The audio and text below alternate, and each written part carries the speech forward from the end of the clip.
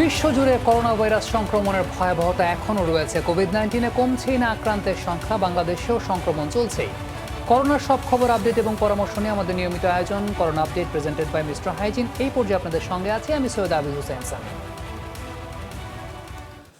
করোনার কারণে এবছর প্রাথমিক শিক্ষা সমাপনী পিইসি এবং ইবতেদায়ী পরীক্ষা হচ্ছে না। নিজ নিজ বিদ্যালয় শিক্ষার্থীদের মূল্যায়নের নির্দেশ দেওয়া হয়েছে। মঙ্গলবার বিকেলে প্রধানমন্ত্রীর দপ্তর থেকে পিইসি সমমান পরীক্ষা না নেওয়ার সিদ্ধান্তের কথা জানানো হয়েছে। পরে সচিবালয়ে প্রাথমিক এবং গণশিক্ষা প্রতিমন্ত্রী জাকির হোসেন বলেন, পরীক্ষার ভিত্তিতে যে বৃত্তি দেয়া হয় সেটিও এবছর দেয়া হবে না। প্রায় ২৯ লাখের বেশি ক্ষুদে শিক্ষার্থীর এবছর বসা হচ্ছে না প্রাথমিক সমাপনী পরীক্ষা পিইসিতে। সরকার কোভিড পরিস্থিতি বিবেচনা করে বাতিল করেছে প্রাথমিকের পিইসি ও ইবতেদায়ী পরীক্ষা, যে কারণে এবার ক্ষুদে শিক্ষার্থীদের দেয়া হবে না বৃত্তিও। করোনা ভাইরাস সংক্রমণের সার্বিক পরিস্থিতি বিবেচনা করে ২০২০ সালের প্রাথমিক শিক্ষা সমাপনী পরীক্ষা ও ইবতেদায়ী শিক্ষা সমাপনী পরীক্ষা গ্রহণ না করার বিষয়টি মাননীয় প্রধানমন্ত্রী সম্মতি জ্ঞাপন করেছেন। প্রাথমিক ও গণশিক্ষা মন্ত্রণালয় অবশ্য নিশ্চিত করেছে, শিক্ষা প্রতিষ্ঠান খুললে প্রাথমিকের শিক্ষার্থীদের নেওয়া হবে বিদ্যালয়ের সমাপনী পরীক্ষা। আর শিক্ষা প্রতিষ্ঠান শিক্ষার্থীর পূর্ববর্তী মূল্যায়ন বিবেচনায় পরবর্তী শ্রেণীতে উত্তীর্ণ করবে শিক্ষার্থীদের। এই বছর পিএসসি পরীক্ষা সেন্ট্রালি না নিয়ে স্ব স্কুল তাদের যদি স্কুল খোলা যায় তাহলে সেইটার ভিত্তিতে স্ব স্কুল তাদের মূল্যায়ন করে ষষ্ঠ শ্রেণীতে পদোন্নতির ব্যবস্থা করবে। একই সাথে আমাদের স্কলারশিপ পরীক্ষা দিয়ে পিএসসি পরীক্ষার ভিত্তিতে সেটাও এই বছর দেওয়া সম্ভব হবে না। জাতীয় প্রাথমিক শিক্ষা একাডেমির করা পাঠ পরিকল্পনা অনুযায়ী পঞ্চম শ্রেণীর সমাপনী পরীক্ষা নিতে হলে আরও প্রায় ৫০ কার্যদিবস পাঠদান প্রয়োজন। কোভিড-19 পরিস্থিতিতে জনস্বাস্থ্য এবং আমাদের যে সামাজিক দূরত্ব বজায় রেখে কীভাবে স্কুল রিওপেনিং হবে সেটার নীতিমালাটা আমরা ফাইনাল করেছি। করোনা ভাইরাস মহামারীর কারণে গত ১৭ মার্চ থেকে দেশের সকল শিক্ষা প্রতিষ্ঠান বন্ধ রয়েছে। রুবায়েত হাসান, যমুনা নিউজ, ঢাকা। আগামী সপ্তাহ নাগাদ শর্ত সাপেক্ষে গণপরিবহনে পুরনো ভাড়ায় ফিরে যাওয়ার বিষয়টি চিন্তা ভাবনা করছে সরকার, এমনটাই জানিয়েছেন সড়ক পরিবহন মন্ত্রী ওবায়দুল কাদের। তবে প্রধানমন্ত্রী এবং ক্যাবিনেট সচিবের সঙ্গে কথা বলে খুব শীঘ্রই সিদ্ধান্ত জানিয়ে দেওয়া হবে। জনস্বার্থ এবং বিদ্যমান পরিস্থিতি বিবেচনা করে শর্ত সাপেক্ষে গণপরিবহনের পুরানো ভাড়ায় ফিরে যাওয়ার বিষয়টি সরকার চিন্তাভাবনা করছে। এবারে দেশের করোনা পরিস্থিতির খবর। দেশে ৪,০০০ ছাড়িয়েছে করোনায় মৃত্যু। সবশেষ ২৪ ঘন্টায় প্রাণহানি ঘটেছে আরও ৪৫ জনের। সব মিলিয়ে মৃতের সংখ্যা এখন ৪,০২৮। নতুন করে শনাক্ত হয়েছে আরও ২,৫৪৫ জন। মঙ্গলবার স্বাস্থ্য অধিদপ্তরের বিজ্ঞপ্তিতে এইসব তথ্য জানানো হয়েছে। জনস্বাস্থ্য বিশ্লেষকরা বলছেন, এই অবস্থা যদি চলতে থাকে তাহলে সামনে আরও কঠিন পরিস্থিতির মুখে পড়বে বাংলাদেশ। দেশে করোনা শনাক্তের ১৭১তম দিন। মৃতের সংখ্যা ৪,০০০ ছাড়িয়ে আরও ২৮ জন। শনাক্ত বিবেচনায় মৃত্যুহার কিছুটা বেড়ে ১.৩৪। সবশেষ প্রাণ হারানো ৪৫ জনের মধ্যে একজন ছিলেন বাড়িতে, বাকিরা সবাই হাসপাতালে চিকিৎসা নিচ্ছিলেন। রোগীর অনুসন্ধান, টেস্টিং, আইসোলেশন করা, কোয়ারেন্টাইন করা, এই কাজগুলো আমরা কোনোটাই ঠিকমতো করতে পারছি না এবং এটাকে গুরুত্বও দিচ্ছি না। মৃত্যুর হার যেহেতু বাড়ছে, আমার মনে হয় যে বাংলাদেশের মানুষ যদি আরও এখনও সচেতন না হন এবং যদি সচেতনতা না বাড়ান, তাহলে সেই ক্ষেত্রে সামনের দিনগুলোতে আমাদেরকে কঠিন পরীক্ষার সম্মুখীন হতে হবে। কোভিড-19 সন্দেহে সবশেষ ২৪ ঘন্টায় নমুনা পরীক্ষা করান ১৪,৭৮৮ জন। ৯১টি ল্যাবে পরীক্ষা হয় ১৪,১৫৩টি, যার মধ্যে ২,৫৪৫ জন কোভিড পজিটিভ। সব মিলিয়ে শনাক্তের সংখ্যা দাঁড়ালো ৩৭২, কম ৩ লাখ। কত শতাংশ রোগীর জটিলতা তৈরি হচ্ছে, কত শতাংশ রোগীর শরীর করোনা আক্রান্তের পরে খারাপ দিকে যাচ্ছে, এটি নির্ণয় হচ্ছে না অন্যান্য দেশের মতো বাংলাদেশে, যে কারণে আমরা আরও সুনির্দিষ্টভাবে বলতে পারছি না যে বাংলাদেশের সামনের দিনগুলো কতটা ভয়াবহ। এমনকি আমাদের সবচেয়ে গুরুত্বপূর্ণ ব্যক্তি যারা আছেন স্বাস্থ্য বিভাগে, তারা এমন দায়িত্বহীন মন্তব্য করছেন যেটা আমাদের করোনা কার্যক্রমকে নানাভাবে ব্যাহত করছে, শুধু তাই না, ঝুঁকিপূর্ণ করে তুলছে। ২৪ ঘন্টায় কোভিড পজিটিভ থেকে নেগেটিভ হয়েছেন ৩,৮৮১ জন। এ যাবৎ সুস্থ ১,৮৬,৭৫৬ জন। 8 মার্চ দেশে করোনা শনাক্তের পর প্রতি সপ্তাহে লাফিয়ে বেড়েছে সংক্রমণ, একই সাথে বেড়েছে নমুনা পরীক্ষার পরিধিও। আসছে সময়টা হতে পারে আরও কঠিন বলছেন করোনা সংশ্লিষ্টরা। Akhlakus Safa, Jamuna news, Dhaka. Covid protocol না মেনে মেয়াদোত্তীর্ণ রিএজেন্ট, অস্বাস্থ্যকর পরিবেশ এবং মেডিকেল শর্ত না মেনে রিপোর্ট তৈরির অভিযোগে মালিবাগের 2টি হাসপাতাল এবং 2টি ডায়াগনস্টিক সেন্টারকে 59 লাখ টাকা জরিমানা করা হয়েছে। মঙ্গলবার র্যাবের ভ্রাম্যমাণ আদালত, স্বাস্থ্য অধিদপ্তর এবং স্বাস্থ্য মন্ত্রণালয়ের টাস্কফোর্স হাসপাতালগুলোতে এই অভিযান চালায়। এ সময় সিরাজুল ইসলাম মেডিকেলকে 30 এবং পদ্মা ডায়াগনস্টিক সেন্টারকে 20 লাখ টাকা করে জরিমানা করা হয়েছে। হাসপাতাল চালু রাখতে হলে খুব দ্রুতই শর্ত পূরণ করতে বলা হয়েছে। বেলা 12:30টার দিকে মালিবাগের সিরাজুল ইসলাম হাসপাতালে শুরু হয় যৌথ অভিযান। ভুয়া রিপোর্ট, মেয়াদোত্তীর্ণ অপারেশনের যন্ত্রপাতি, রিএজেন্ট, টেস্টিং কিট এবং সংগ্রহ করা নমুনা সঠিকভাবে সংরক্ষণ না করা সহ নানা অনিয়মের প্রমাণ মেলে। কোভিড হাসপাতাল ঘোষণা করলেও যথাযথ নিয়ম মেনে চিকিৎসা দেয়নি প্রতিষ্ঠানটি। তাই 30 লাখ টাকা জরিমানা করা হয় হাসপাতালটিকে। এই যাবৎকাল এই প্রতিষ্ঠানে যে সমস্ত মাইক্রোবায়োলজি রিপোর্ট তৈরি হয়েছে সবগুলো ফেক রিপোর্ট। একটা পেট্রিডিসে একজন রোগীর স্যাম্পল দিয়ে টেস্ট করার কথা, কিন্তু সেখানে আমরা দেখলাম যে প্রত্যেকটা পেট্রিডিসে 3 জন করে আপনার 3 জনের স্যাম্পল দেওয়া হচ্ছে। 48 ঘন্টা থেকে 72 ঘন্টা রাখার কথা, কিন্তু সেখানে মাত্র 8 থেকে 10 ঘন্টা তারা রেখে, কিন্তু রিপোর্টে উল্লেখ করতেছে যে 48 ঘন্টা রাখা হয়েছিল। পরে মালিবাগের পদ্মা ডায়াগনস্টিক সেন্টারে অভিযান চালায় ভ্রাম্যমাণ আদালত। সেখানে প্যাথোলজিক্যাল পরীক্ষায় নানা অনিয়ম পায়, জরিমানা করা হয় 20 লাখ টাকা। একই দিন অভিযান চলে আমেরিকা বাংলাদেশ স্পেশালাইজড হাসপাতাল ও মেডিনোভা মেডিকেল সার্ভিসে। অনিয়মের অভিযোগে 2 প্রতিষ্ঠানকে 9 লাখ টাকা জরিমানা করে ভ্রাম্যমাণ আদালত। আমেরিকা বাংলাদেশ যে হাসপাতাল, এর কোনো লাইসেন্সও নেই, পরিবেশ অত্যন্ত নোংরা, এবং অপারেশন থিয়েটার থেকে আমরা বেশ কিছু এক্সপায়ার সার্জিক্যাল আইটেম পেয়েছি, তো তাকে 3 লক্ষ টাকা জরিমানা করা হয়েছে। আর মেডিনোভা মেডিকেল সার্ভিসে এখানে যে কিছু রিপোর্ট তৈরি করা হচ্ছে, সেখানে স্ক্যান করা স্বাক্ষর বসে দেওয়া হচ্ছে। এতে করে বোঝা যাচ্ছে যিনি আসলে প্যাথোলজিস্ট বা চিকিৎসক, তিনি আসলে এই রিপোর্টটি বা স্যাম্পলটি না দেখিয়ে আসলে অন্য কেউ তার পক্ষে স্বাক্ষরে বসিয়ে দিয়ে রিপোর্ট তৈরি করছে। অভিযুক্ত হাসপাতালকে যথাযথ প্রক্রিয়া ও মেডিকেল শর্ত মেনে পরিচালনার জন্য সময় বেঁধে দেওয়া হয়। নাজমুল সাইদ, যমুনা নিউজ, ঢাকা। সরকারি এবং বেসরকারি হাসপাতালে পূর্ব অনুমতি নিয়ে আইন শৃঙ্খলা বাহিনীর অভিযান পরিচালনার প্রজ্ঞাপনটি কেন বেআইনি ঘোষণা করা হবে না তা জানতে চেয়ে রুল জারি করেছেন হাইকোর্ট। আদালত আজকে রিট পিটিশনটি শুনে শুধু রুল জারি করেছেন এবং 4 আগস্ট 2020 তারিখের এই পরিপত্রটি, এটির কার্যকারিতা স্থগিত করেননি। ফলে রুল নিষ্পত্তি না হওয়া পর্যন্ত এই পরিপত্রটি বহাল থাকবে। করোনা সংকটের মধ্যে আদালত অবমাননার একটি মামলা নিয়ে রীতিমতো তোলপাড় চলছে ভারতে। বিনা হেলমেট, বিনা মাস্কে দেশটির প্রধান বিচারপতির মোটরসাইকেলে চড়া একটি ছবি দিয়ে টুইটারে সমালোচনা করা দোষী সাব্যস্ত করা হয়েছে দেশটির সিনিয়র এক আইনজীবীকে। তিনি ক্ষমা চাইতে রাজি না হয়ে শুরু হয়েছে টানাপোড়েন। যে কোনো সময় তার সাজার রায় শোনানোর কথা বলেছে সুপ্রিম কোর্ট। তবে অভিযুক্ত আইনজীবীর সমর্থকরা বলছেন, গঠনমূলক সমালোচনা সহ্য করার মানসিকতা থাকা উচিত আদালতের। 2 মাস আগে সামাজিক যোগাযোগ মাধ্যমে ভাইরাল হয় ভারতের প্রধান বিচারপতি শারদ বোবড়ের এই ছবি। নাগপুরের এক বিজেপি নেতার হার্লে ডেভিডসন বাইকে তোলা ছবিটি নিয়ে মিশ্র প্রতিক্রিয়া হয় দেশটিতে। রাজনীতিবিদদের মোটরসাইকেলে বিনা হেলমেট, বিনা মাস্কে প্রধান বিচারপতির ছবির সমালোচনা করে টুইট করেন সুপ্রিম কোর্টের সিনিয়র আইনজীবী প্রশান্ত ভূষণ। 27 ও 29 জুনের 2টি টুইটে কড়া ভাষায় ভারতের সর্বোচ্চ আদালতের সমালোচনা করেন তিনি। অভিযোগ তোলেন রাজনৈতিক পক্ষপাতিত্বের। এদিকে প্রকাশ্যে আদালতের এমন কড়া সমালোচনায় শুরু হয় তোলপাড়। প্রশান্তের বিরুদ্ধে আদালত অবমাননার অভিযোগ আনে সুপ্রিম কোর্ট। 20 আগস্ট তাকে দোষী সাব্যস্ত করা হয়। 478 বর্ণের 2টি টুইটের জন্য 108 পৃষ্ঠা রায় পড়েন বিচারক প্যানেল। বলা হয় 3 দিনের মধ্যে ক্ষমা না চাইলে জেলে যেতে হবে প্রশান্ত ভূষণকে। এতে ভীত না হয়ে ক্ষমা চাইতে অস্বীকৃতি জানান প্রশান্ত। ক্ষমা চাইলে তা মন থেকেই চাওয়া উচিত। আমি আমার বিশ্বাসের বিরুদ্ধে গিয়ে যদি ক্ষমা চাই, তাহলে তা আমার বিবেকের অবমাননা করা হবে। সেই সাথে সুপ্রিম কোর্টের মতো প্রতিষ্ঠানকেও হেয় করা হবে। মঙ্গলবার সাজার রায় শোনানোর জন্য বসে সুপ্রিম কোর্টের বেঞ্চ। প্রশান্ত ভূষণের আচরণে ক্ষোভ জানান বিচারপতিরা। বলেন সাজার রায় জানানো হবে পরে। নানা কারণে ভারতের বিশেষ পরিচিতি আছে আইনজীবী প্রশান্ত ভূষণের। তার সাথে সুপ্রিম কোর্টের এমন বাদানুবাদে আলোচনা ছড়িয়েছে ভারতের বাইরেও। প্রশ্ন উঠেছে কতটুকু সমালোচনা সহ্য করা উচিত আদালতের। বিষয়টি নিয়ে বেশ উদ্বিগ্ন ভারতের আইনজীবী সম্প্রদায়।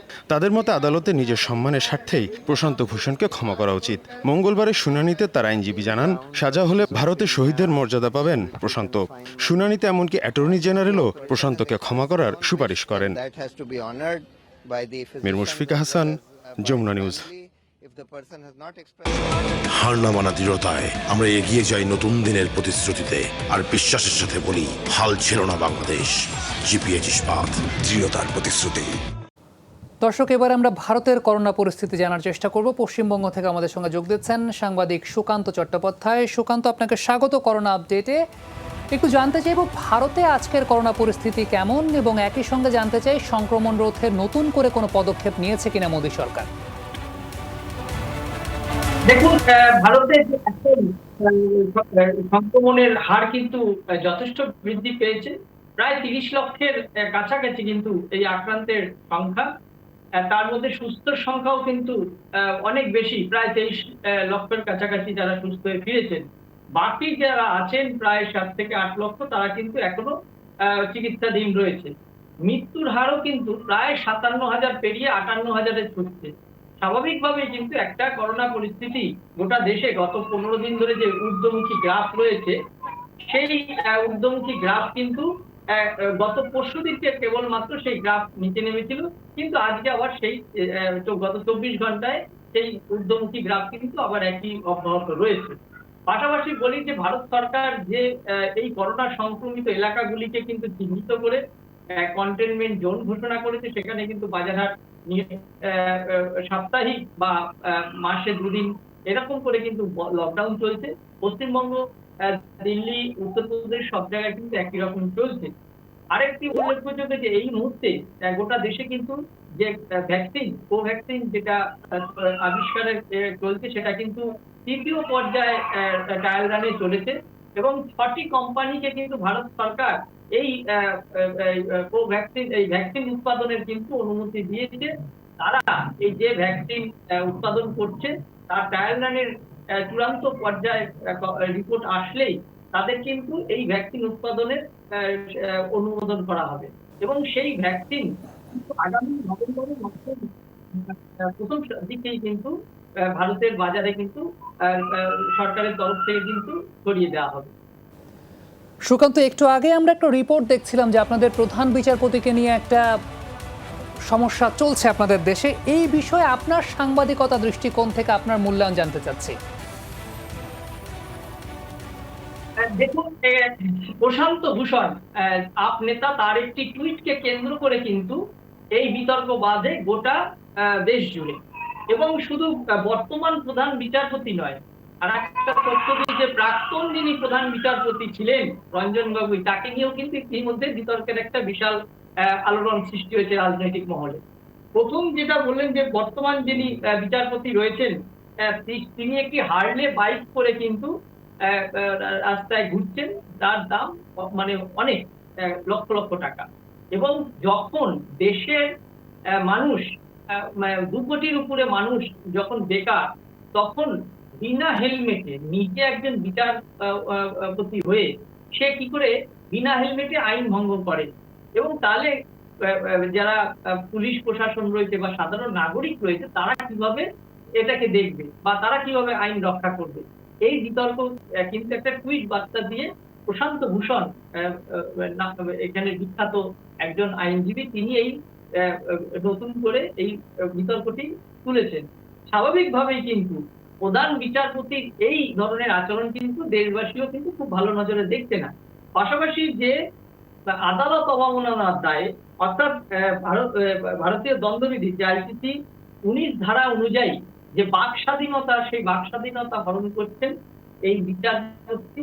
কারণ এই প্রশান্ত ভূষণকে কিন্তু আদালত অবমাননা বা বিচারপতির মান অবমাননার জন্য তাকে গ্রেফতার করা হতে পারে, এমনটাও কিন্তু হুমকি দেওয়া হয়েছে, যার ফলে কিন্তু এই বিতর্ক সৃষ্টি হয়েছে। পাশাপাশি আরেকটি কথা বলি যে প্রাক্তন বিচারপতি, প্রধান বিচারপতি রঞ্জন গগৈ, তিনি তার প্রধান বিচারপতির পদ থেকে অবসর নেওয়ার সঙ্গে সঙ্গে তাকে বিজেপি রাজ্যসভার সদস্য করলেন।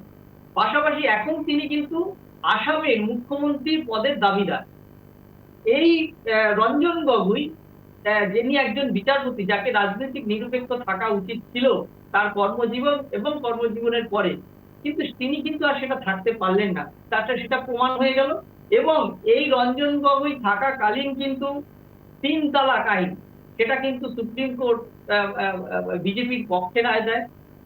রাম মন্দির যে নির্মাণের রায়, এই রঞ্জন গগৈ কিন্তু বিজেপির পক্ষে দেয়। এবং সর্বশেষ 370 ধারা যে কাশ্মীর, সেখানে কিন্তু যে একটা জয়েন্ট পিটিশন হয়েছিল 370 দিল যে যাতে এটা যাতে লাগু না হয়, বা সেই জন্য কিন্তু এই রঞ্জন গগৈ কিন্তু তার একজন প্রধান কারিগর ছিলেন। যাই হোক, এখন বিষয় হচ্ছে যে সুপ্রিম কোর্টের যার উপরে দেশবাসী, যে সুপ্রিম কোর্টের উপর নির্ভর করে যে সর্বশেষ অত্যন্ত নিরপেক্ষ বিচার পাবে, সেই দেখা যাচ্ছে যা ঘটনা প্রবাহ বা রাজনৈতিক বিতর্ক, যে সুপ্রিম কোর্টও কিন্তু রাজনৈতিক। সুকান্ত, আপনার কথা আমরা বুঝতে পেরেছি এবং এই বিষয়ে আপনার মূল্যায়ন বা আপনার বিশ্লেষণ আমরা বুঝতে পেরেছি। অসংখ্য ধন্যবাদ আমাদের সঙ্গে যুক্ত হওয়ার জন্য। গেল সপ্তাহে বিশ্বে মোট শনাক্ত হওয়া কোভিড-19 রোগীদের 26%ই ভারতের। গেল 24 ঘন্টাতেও প্রাণহানির শীর্ষে দেশটি। একদিনে 854 জনের মৃত্যুতে ভারতে মোট প্রাণহানি দাঁড়িয়েছে 58,500-এ। মোট আক্রান্ত 31,65,000-এর কাছাকাছি। দৈনিক হিসেবে সোমবার দ্বিতীয় সর্বোচ্চ প্রাণহানি হয়েছে ব্রাজিলে। একদিনে 679 জনের মৃত্যু হয়েছে দেশটিতে। 490 জনের মৃত্যুতে 1,81,000 ছাড়িয়েছে যুক্তরাষ্ট্রের প্রাণহানি। 24 ঘন্টায় বিশ্বজুড়ে 4,300-র বেশি মানুষের প্রাণ গেছে করোনা ভাইরাসে। এ নিয়ে মোট প্রাণহানি ছাড়িয়েছে 8,16,000। 2,11,000 নতুন সংক্রমণ শনাক্তে মোট আক্রান্ত 2,38,00,000-এরও বেশি।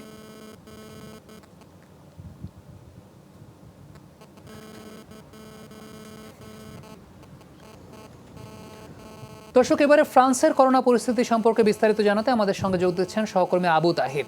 তাহির, ফ্রান্সের সংক্রমণ কমার কোনো লক্ষণ কি দেখছেন? স্বাস্থ্যবিধি মানার ব্যাপারে কতটুকু সচেতন জনগণ? ধন্যবাদ আপনাকে।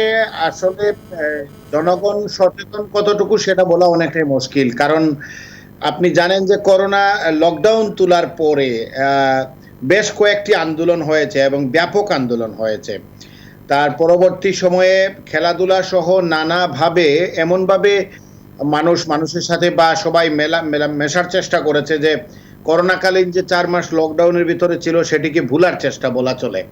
সরকার থেকে বারবার নানাভাবে সচেতনতা করার চেষ্টা করা হলেও সেটি আসলে খুব একটা যে ফলপ্রসূ হয়েছে তা বলা অনেকটাই কঠিন। তার প্রমাণ হিসেবেই বলতে পারি যে করোনা ধারাবাহিকভাবে ফ্রান্সে বেড়ে চলেছে এবং ফ্রান্সে বাংলাদেশি কমিউনিটিতেও এই মুহূর্তে করোনা কিন্তু বেশ বড় করে আঘাত এনেছে, কারণ এক সপ্তাহে প্রায় 7 জন বাংলাদেশি করোনা ভাইরাসে আক্রান্ত হয়েছেন। একজন সাংবাদিক, যিনি সময় টেলিভিশনে ফ্রান্সের প্রতিনিধি লুৎফুর রহমান বাবু, তিনিও করোনায় আক্রান্ত হয়েছেন। মানে হচ্ছে যে আমরা আসলে করোনা লকডাউন তোলার পরে যেভাবে সতর্ক থাকার কথা ছিল, এখানকার বিশ্লেষকরা মনে করছেন যে জনগণের সতর্কতা না থাকা বা সচেতন না থাকার কারণেই এই সমস্যার সৃষ্টি হয়েছে এবং কমার লক্ষণ তো আসলে আমরা ঠিকমতো দেখছিও না।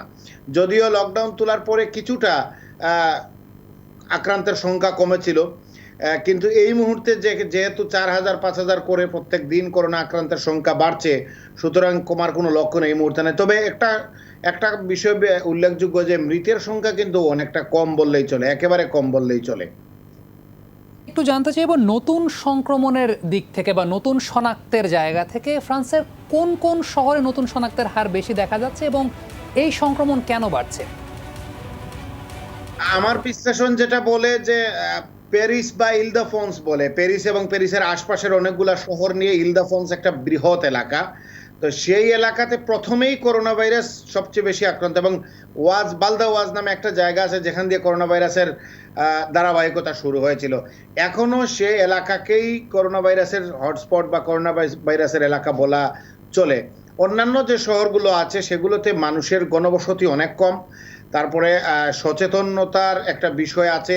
সবকিছু মিলিয়ে এই ফ্রান্সের মধ্যে ইলদাফোন্স এলাকা, যেটা বাংলাদেশি অধ্যুষিত এক ধরনের বলা চলে, বা আরবি বা অন্যান্য সম্প্রদায়ের লোকজন কিন্তু এই ইলদাফোন্সের ভেতরেই থাকেন। এবং আপনি জানেন যে প্যারিস হচ্ছে ব্যবসার নগরী, শিল্পের নগরী, পর্যটকদের নগরী, সবকিছু মিলিয়ে এই এলাকাটা হচ্ছে ঘনবসতি, এবং এখানেই আগেও করোনা ভাইরাস ছিল, এখনো করোনা ভাইরাস আছে। তাহির, আপনাকে অসংখ্য ধন্যবাদ আমাদের সঙ্গে যুক্ত হওয়ার জন্য। করোনার ভ্যাকসিন আবিষ্কার হলে যত দ্রুত সম্ভব তা বিশ্বের সব দেশে পৌঁছানো নিশ্চিত করতে হবে, এবং তা হতে হবে সর্বনিম্ন দামে। আবারও এই তাগিদ দিল বিশ্ব স্বাস্থ্য সংস্থা। এদিকে প্লাজমা থেরাপি নিয়ে যুক্তরাষ্ট্রের সঙ্গে ভিন্ন মত পোষণ করেছে সংস্থাটি। তারা বলছে, করোনা চিকিৎসায় এই পদ্ধতি এখনও পরীক্ষামূলক পর্যায়ে। কোভিড-19-এর ভ্যাকসিন উৎপাদন এবং বাজারে আসার আগেই কোটি কোটি ডোজ বুকিং দিয়ে রাখছে বিভিন্ন দেশ। এই প্রতিযোগিতা থামানোর আহ্বান জানিয়েছে বিশ্ব স্বাস্থ্য সংস্থা। WHO বলছে, করোনার ভ্যাকসিন যে দেশই উৎপাদন করুক না কেন, বন্টন করতে হবে সব দেশে। তা নিশ্চিত করতে এখনই পরিকল্পনা সাজাতে হবে কোভ্যাক্স গ্লোবাল ভ্যাকসিন সুবিধাভুক্ত দেশগুলোকে। সবচেয়ে বড় কথা, ভ্যাকসিন নিয়ে সব দেশেরই সমান আগ্রহ আছে, তাই দাম বাড়ার ঝুঁকিও আছে। প্রতিষেধক উৎপাদনে ব্যক্তি উদ্যোগেও অনেকে বিনিয়োগ করেছে, তবে যতটা সম্ভব দাম কম রাখতে হবে। এ নিয়ে যে 9টি কার্যক্রম বড় পরিসরে চলছে, তাদের সাথে আলোচনা করছি আমরা। বিশ্ব স্বাস্থ্য সংস্থার দাবি, যেসব প্রতিষ্ঠান শেষ ধাপে কাজ করছে তা কার্যকর হলে 2021 সালের মধ্যে 200 কোটি ডোজ ভ্যাকসিন উৎপাদন করা সম্ভব। এদিকে সংস্থাটি বলছে, করোনা চিকিৎসায় প্লাজমা থেরাপির অনুমোদনের সময় আসেনি, এখনও আছে পরীক্ষামূলক পর্যায়ে। বিশ্বের বিভিন্ন দেশে বেশ কিছু পরীক্ষা চলছে প্লাজমা থেরাপির উপর। করোনা চিকিৎসায় এর ব্যবহার নিয়ে বিস্তর গবেষণা প্রয়োজন। খেয়াল খুশি মতো এর প্রয়োগ বন্ধ রাখা উচিত। এরই মধ্যে প্লাজমা থেরাপির অনুমোদন দিয়েছে যুক্তরাষ্ট্র। করোনা চিকিৎসায় আরও অনেক দেশেই প্রয়োগ করা হচ্ছে শত বছরের পুরনো এই পদ্ধতি। অমিত হাসান রবিন, যমুনা নিউজ। মহামারীর দ্বিতীয় পর্যায়ে দেশ জুড়ে ব্যাপক হারে করোনা সংক্রমণের মুখে দক্ষিণ কোরিয়া। নতুন সংক্রমণের 20%-এরই উৎস অজানা, জানিয়েছেন সিউলের রোগতত্ত্ববিদরা। প্রথম পর্যায়ে সফলভাবে ভাইরাসের বিস্তার নিয়ন্ত্রণ করলেও দ্বিতীয় পর্যায়ে একটি গির্জা থেকে সংক্রমণ শুরু হলে তা ছড়িয়েছে 17 প্রদেশের সবগুলোতে। প্রতিদিন শনাক্ত হচ্ছেন কয়েকশো নতুন রোগী। ফলে রাজধানী সিউলে মাস্ক এবং সারা দেশে শারীরিক দূরত্ব নিশ্চিতে বেশ কিছু স্বাস্থ্যবিধি বাধ্যতামূলক করা হয়েছে। আসতে পারে শিক্ষা প্রতিষ্ঠান এবং ব্যবসা বাণিজ্য সাময়িক বন্ধের ঘোষণা। এদিকে ত্রিশূর্ধ্ব এক যুবকের দেহে 4.5 মাসের ব্যবধানে ফের করোনা ভাইরাসের সংক্রমণ নিশ্চিত করেছে হংকং ইউনিভার্সিটি। দর্শক, এবারে যুক্তরাজ্যের করোনা পরিস্থিতি জানবো। যোগ দিচ্ছেন সহকর্মী সৈয়দ সাদেক আহমেদ। সাদেক, ব্রিটেনের সংক্রমণ বাড়লেও মৃত্যু হার তুলনামূলকভাবে অনেক কম, তো বিশেষজ্ঞরা এই ব্যাপারে কি বলছেন?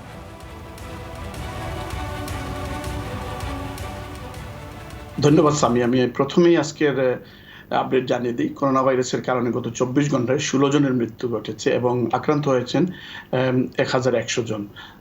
সর্বমোট দায় দিচ্ছে 41,449 জন, যা 28 দিনের ভিতরে যাদের করোনা ভাইরাস পজিটিভ ধরা পড়েছিল এবং 28 দিনের ভিতরে তারা মৃত্যুবরণ করেছেন। এই সংখ্যা আসলে কম বয়সী মানুষদের যে করোনা পজিটিভ হওয়া এবং উন্নত সেবার কারণে এই মৃত্যুর হার বলে ধারণা করা হচ্ছে। আরেকটি ব্যাপার হচ্ছে যে প্যান্ডেমিক বাড়ার সাথে সাথে কোভিড-19 টেস্টের সংখ্যা বৃদ্ধি হয়েছে এবং যে সকল শহরে বেশি আক্রান্ত, যেমন ওল্ডহাম সহ নর্থ ইংল্যান্ডের অন্যান্য যে শহরগুলো আছে, এই শহরে যে সকল এলাকায় বেশি আক্রান্ত, সেই এলাকায় কিন্তু বেশি আকারে মানুষের পরীক্ষা করা হচ্ছে। এবং আরেকটা ব্যাপার হচ্ছে যে আগে যে আপনার কেয়ার হোমসে বেশি ধরা পড়তো, এখন কেয়ার হোমসে ধরা পড়া কম। এখন কমিউনিটিতে বেশি ধরা পড়ছে। কমিউনিটিতে ধরা পড়ার উল্লেখযোগ্য একটি কারণ হচ্ছে যে সরকার যখন ইকোনমিক স্ট্রাগলিংয়ের কারণে লকডাউন খুলে দিয়েছিল এবং মানুষ কাজে যাওয়া শুরু করেছে। আপনারা জানেন যে রেস্টুরেন্ট বার খুলে দেওয়া হয়েছে, তখন রেস্টুরেন্ট বার এগুলোতে কিন্তু তরুণরাই বেশি যাচ্ছে। এটা একটি কারণ যে তরুণদের যে রোগ প্রতিরোধ ক্ষমতা বেশি, তো এই কারণে হয়তো মৃত্যুর হারটা একটু কমছে এবং এই কারণটাই তারা মনে করছেন যে, এবং যারা বয়স বেশি তাদেরকে কম ধরা পড়ছে এখন। এটাই মূলত মূল কারণ বলে তারা মনে করছে। সাদেক, ব্রিটেনে অ্যান্টিবডি টেস্ট শুরুর খবর শুনতে পাচ্ছি, এই বিষয়ে বিস্তারিত জানাবেন আমাদেরকে।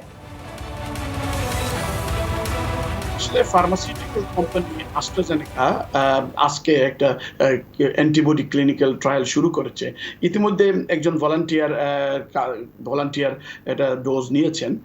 এই কোম্পানি আসলে জানিয়েছে যে এটি ইতিমধ্যে ভ্যাকসিন তৈরিতে তারা কাজ, যে ইতিমধ্যে আপনারা জানেন যে অক্সফোর্ডের সাথে মিলে এই অ্যাস্ট্রাজেনেকা একটা ভ্যাকসিন তৈরিতে কাজ করছে, কিন্তু তারা এই নতুন এই অ্যান্টিবডি ড্রাগের নাম দিয়েছে AZD7442। এটা একটি মনোক্লোনাল অ্যান্টিবডি সমন্বয়, দুইটি মনোক্লোনাল অ্যান্টিবডি সমন্বয়ে তৈরি করা হয়েছে। অ্যাস্ট্রাজেনেকা বলেছে এটা এই ট্রায়াল 48 জন সুস্থ সবল মানুষের ভলান্টিয়ারের যাদের বয়স 18 থেকে 55 বছর বয়স, তাদের শরীরে এটা দেওয়া হবে এবং তাদের যে কি রিয়াকশন এটা আছে এটা চেক করা হবে এবং এর উপরে ভিত্তি করে তারা নেক্সট স্টেপে চলে যাবে। ইতিমধ্যে স্যার মেনে পাঙ্গালস, উনি হচ্ছেন যে এক্সিকিউটিভ ভাইস প্রেসিডেন্ট অ্যাস্ট্রাজেনেকার উনি বলেছেন যে এটা একটা উল্লেখযোগ্য ট্রায়াল, এটা মনোক্লোনাল যে অ্যান্টিবডি ট্রায়াল তৈরিতে এটা কিন্তু এটা উল্লেখযোগ্য ভূমিকা রাখবে। সাদেক, আপনাকে অসংখ্য ধন্যবাদ আমাদের সঙ্গে যুক্ত হওয়ার জন্য। করোনা সংকটকালীন সময়েও দেশের অর্থনীতি বাধাগ্রস্ত হয়নি উল্লেখ করে স্বরাষ্ট্রমন্ত্রী আসাদুজ্জামান খান কামাল বলেছেন, প্রধানমন্ত্রীর যোগ্য নেতৃত্বে দেশে এগিয়ে চলছে। বিকেলে বঙ্গবন্ধু এভিনিউয়ে জাতীয় শোক দিবস উদযাপন পরিষদ আয়োজিত বঙ্গবন্ধু শিল্পকর্ম প্রদর্শনী অনুষ্ঠানে অনলাইনে যোগ দিয়ে তিনি এসব কথা বলেন। এ সময় মন্ত্রী বলেন, জাতির জনক বঙ্গবন্ধু শেখ মুজিবুর রহমান কখনো অন্যায়ের সঙ্গে আপোষ করেননি। অনুষ্ঠানে ছাত্রলীগের কেন্দ্রীয় নেতারা বঙ্গবন্ধু সোনার বাংলা গড়ে তুলতে সবাইকে ঐক্যবদ্ধ হয়ে কাজ করার আহ্বান জানান। পরে বঙ্গবন্ধু 3D এবং ভার্চুয়াল শিল্পকর্ম প্রদর্শন করা হয়। সেখানে আমাদের মাননীয় প্রধানমন্ত্রী তার নেতৃত্বে বাংলাদেশ কিন্তু আমরা মাথা উঁচু করেই চলছি। বাংলাদেশের জিডিপি গ্রোথ করলেন, পার ক্যাপিটা ইনকাম বললেন, সবগুলো এই 6 মাসে কিন্তু বাধাগ্রস্ত হয়। তার মূল কারণটি কিন্তু তার নেতৃত্ব। করোনার কারণে দেশে প্রায় 2 কোটি মানুষ নতুন করে দরিদ্র হবে। বন্যার কারণে কর্মসংস্থান নিয়ে ঝুঁকিতে পড়বে একটা বড় অংশ। সকালে এক ভার্চুয়াল সেমিনারে এমন আশঙ্কার কথা জানিয়েছে বেসরকারি গবেষণা সংস্থা Centre for Policy Dialogue CPD। বলা হয়েছে, করোনার পর দারিদ্র্যের হার বেড়ে দাঁড়াবে 35%। চাকরি নিয়ে শঙ্কায় পড়বে 1 কোটিরও বেশি মানুষ। এর অভিঘাতে টেকসই উন্নয়ন লক্ষ্য SDG অর্জন ব্যাহত হবে। CPD জানিয়েছে, সাম্প্রতিক বন্যায় দরিদ্র মানুষের সংকট আরও বেড়েছে। ত্রাণ সামগ্রী এবং নগদ সহায়তা অভিযোগের সমাধান স্থায়ীভাবে করার পরামর্শ দেয় সংস্থাটি। ডক্টর দেবপ্রিয় ভট্টাচার্য বলেন, স্থানীয় পর্যায়ে সব পক্ষের মাঝে সমন্বয় করা গেলে দেশে বন্যার ধাক্কা সামলানো সহজ হবে। স্থানীয় পর্যায়ে আমরা বারবার দেখছি, আমি যেটা বলছি, ত্রিপক্ষীয় হতে হবে। অর্থাৎ আপনাকে প্রশাসন হবে, জনপ্রতিনিধিরা হবেন এবং এছাড়া যে বেসরকারি উন্নয়ন প্রতিষ্ঠান যারা সংগঠন কাজ করেন তৃণমূল সম্মুখ, তাদেরও কণ্ঠস্বরকে সাথে আনতে হবে। মানবদেহে নিজস্ব ভ্যাকসিনের পরীক্ষামূলক প্রয়োগ শুরু করেছে ইতালি। প্রথম ধাপে অংশ নিয়েছেন 90 জন স্বেচ্ছাসেবী। সোমবার বিষয়টি নিশ্চিত করে জাতীয় সংক্রামক রোগ প্রতিরোধ এবং গবেষণা প্রতিষ্ঠান। বলা হয়েছে, GRADCOV2 ভ্যাকসিনটি নিয়ে কাজ করছে রোম ভিত্তিক বায়োটেক প্রতিষ্ঠান রেইথেরা। এর আগে প্রাণীদের উপর টিকাটির সাফল্য মিলেছে। প্রথম দিনই 4 জন স্বেচ্ছাসেবীর শরীরে প্রয়োগ করা হয় টিকাটি। বিবৃতিতে বলা হয়, কয়েক সপ্তাহ জুড়ে ধাপে ধাপে বাকিরা অংশ নেবেন স্বেচ্ছাসেবী কার্যক্রমে। জানানো হয়, পরবর্তী ধাপের পরীক্ষা চালানো হতে পারে লাতিন আমেরিকায়। গবেষকদের প্রত্যাশা, আগামী বসন্তে হাতে পাওয়া যাবে ইটালির ভ্যাকসিন। দেশটির করোনায় 35,000-এরও বেশি মানুষ প্রাণ হারিয়েছেন, সংক্রমিত 2.5 লাখের উপরে। ভ্যাকসিনের পরীক্ষামূলক প্রয়োগ শুরু হলো। স্বেচ্ছাসেবীরা 4 ঘন্টা চিকিৎসক দলের নিবিড় তত্ত্বাবধানে থাকবেন। এরপর আগামী 3 থেকে 6 মাস তাদের রাখা হবে নিবিড় পর্যবেক্ষণে। সবকিছু ঠিক থাকলে দ্বিতীয় ও তৃতীয় ধাপের পরীক্ষা চালানো হবে বিশ্বের অন্যান্য দেশে। সম্ভবত সর্বোচ্চ সংক্রমিত লাতিন আমেরিকায় হবে পরীক্ষা। দর্শক, এই পর্যায়ে সংযুক্ত আরব আমিরাতের সবশেষ করোনা পরিস্থিতি জানবো। আমাদের সঙ্গে সরাসরি যোগ দিচ্ছেন সহকর্মী মোহাম্মদ রফিকুল্লাহ। রফিক, আরব আমিরাতে চাইনিজ ভ্যাকসিনের ট্রায়াল চলছিল, তার অগ্রগতি কি, আর ঠিক কি কি পদ্ধতিতে ভ্যাকসিন প্রয়োগ করা হচ্ছে? আপনি যেমনটা বলেছিলেন, আরব আমিরাতের করোনা ভাইরাসের ভ্যাকসিনের ট্রায়াল চলছে। এটা একেবারে ইজি একটা পদ্ধতি। যাদের কাছে আরব আমিরাতের বৈধ ভিসা আছে তারা গিয়ে এটা ট্রায়াল নিতে পারবেন। এটা আপনার আরব আমিরাতের যে ন্যাশনাল আইডি কার্ডটা আছে, আপনি আইডি কার্ডটা নিয়ে এখানে অ্যাডনক সেন্টার অথবা আবুধাবি এক্সিবিশন সেন্টারে গিয়ে আপনাকে রেজিস্ট্রেশন করতে হবে। রেজিস্ট্রেশন করার পর আপনার শারীরিক কোনো রোগ ব্যাধি আছে কিনা এগুলো তদারকি করবে, পরীক্ষা নিরীক্ষা করবে। যেমন প্রাথমিকভাবে কারো যদি ব্লাড প্রেশার হাই থাকে, প্রেশার মাপবে, মাপার পর 30 মিনিট অপেক্ষা করতে বলবে, 20 মিনিট 30 মিনিট এরপর আবার নেবে, তারপর ব্লাড টেস্ট করবে। 5 রকমের ব্লাড টেস্ট করা হয়। এরপরে গিয়ে সবগুলো ঠিক থাকলে তাকে ভ্যাকসিনটা মারা হয়। আরব আমিরাত সরকার প্রাথমিকভাবে যে 15,000 মানুষের মাঝে স্বেচ্ছাসেবীর মাঝে ভ্যাকসিনটা প্রয়োগ করতেছেন। সবাইকে উদ্বুদ্ধ করার জন্য আরব আমিরাত সরকারের পক্ষ থেকে অনেকটা গিফট দেওয়া হচ্ছে এবং 21 দিন পর পুনরায় আরেকটা ভ্যাকসিন গ্রহণ করতে হচ্ছে যারা প্রাথমিকভাবে নিচ্ছেন। রফিক, প্রবাসী বাংলাদেশি যারা আছেন তাদের অনেককেই বাস্তবতার নিরিখে গাদাগাদি করে থাকতে হয়। ঠিক এই ক্ষেত্রে তারা কিভাবে স্বাস্থ্যবিধি মেনে চলছেন? আর পুরো বিশ্বের মাঝে ধরতে গেলে শুধু আরব আমিরাত না, পুরো বিশ্বের মাঝে প্রবাসীদেরকে থাকতে হয় এক রুমে। অনেক প্রবাসী থাকে, তারপরেও করবে আরব আমিরাত সহ বিশ্বের নানা দেশে যেরকম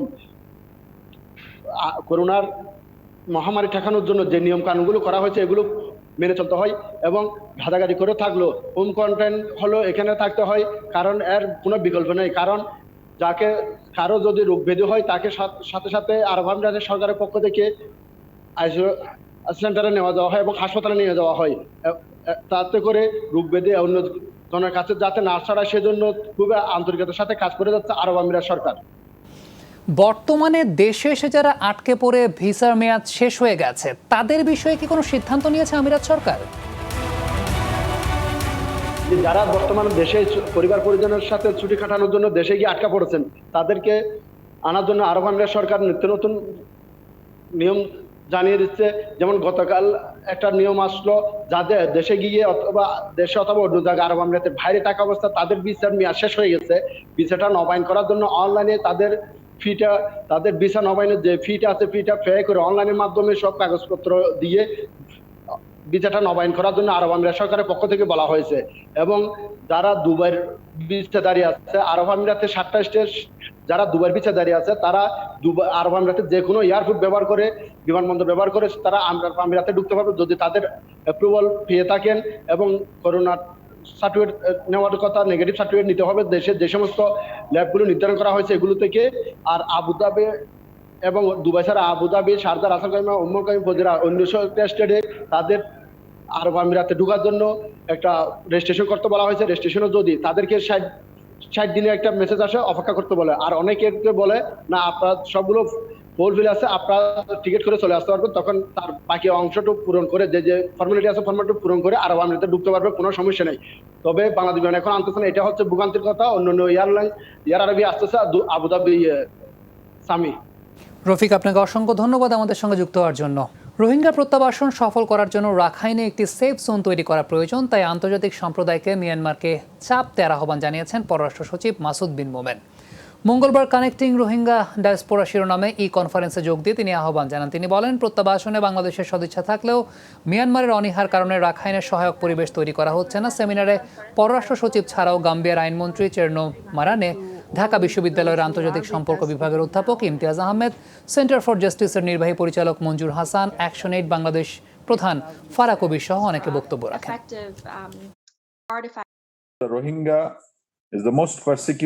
মিয়ানমারের উপর চাপ দিন যাতে তারা নির্যাতনের কোনো প্রমাণ যেন নষ্ট করতে না পারে। প্রত্যাবাসন প্রক্রিয়ায় কোনো অগ্রগতি না হলে রোহিঙ্গা ও স্থানীয় জনগণ হতাশ হয়ে পড়বে।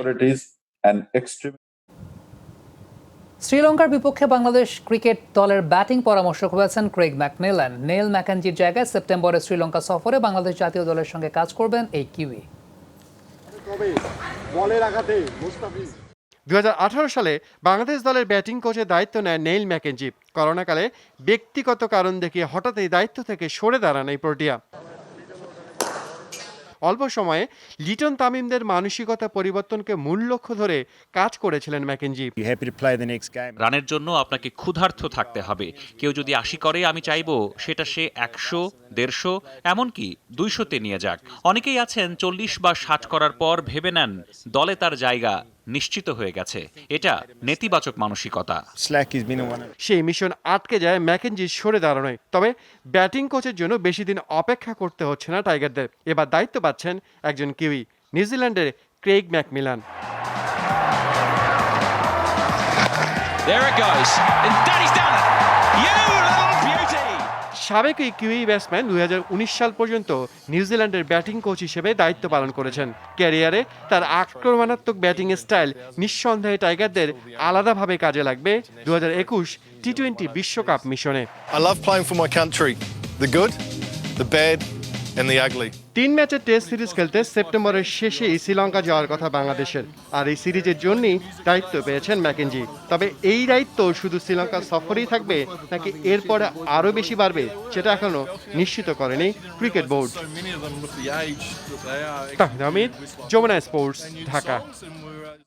অনূর্ধ্ব-19 বিশ্বকাপের শিরোপা ধরে রাখার লক্ষ্য সামনে রেখে প্রস্তুতি শুরু করেছে বাংলাদেশ। আগামী যুব বিশ্বকাপের জন্য 45 জনকে নিয়ে বিকেএসপিতে ক্যাম্প শুরু করেছে বিসিবি। 3 গ্রুপে ভাগ হয়ে আগামী 1 মাস চলবে ক্যাম্পটি, যেখানে অনুশীলনে ফিরতে পেরে বেশ উচ্ছ্বসিত জুনিয়র টাইগাররা। দেশের হয়ে প্রথম আইসিসির কোনো ইভেন্টে বিশ্বজয়ীদের উত্তরসূরিদের দিয়েই পূর্ণাঙ্গ ক্যাম্প শুরু করলো বিসিবি। আকবরদের জয় করা শিরোপা ধরে রাখার কঠিন চ্যালেঞ্জটা এবার নিতে হবে নবাগতদের। বরাবরই বয়সভিত্তিক এই দলটির সদস্য সংখ্যা অনেক বেশি রেখেছে ক্রিকেট বোর্ড।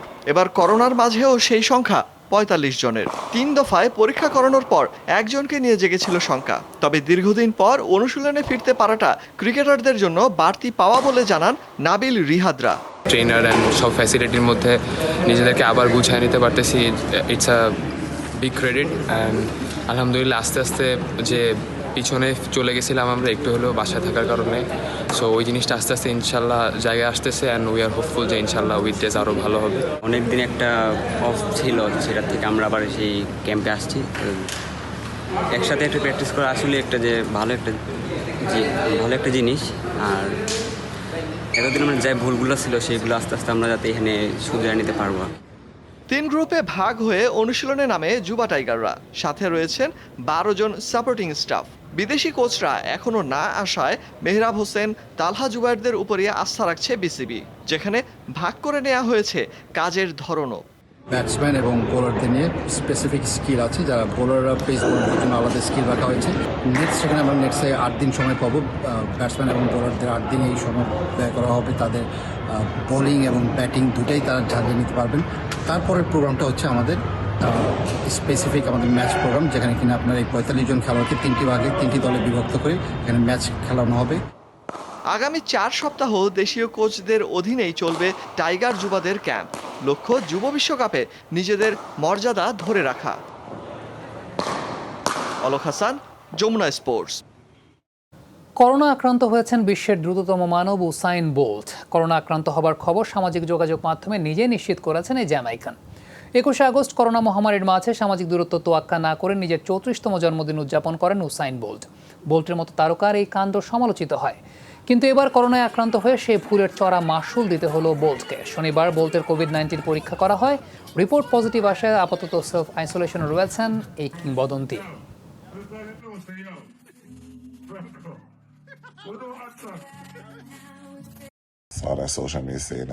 করোনা পরিস্থিতিতে আমি দায়িত্বশীল হবার চেষ্টা করছি।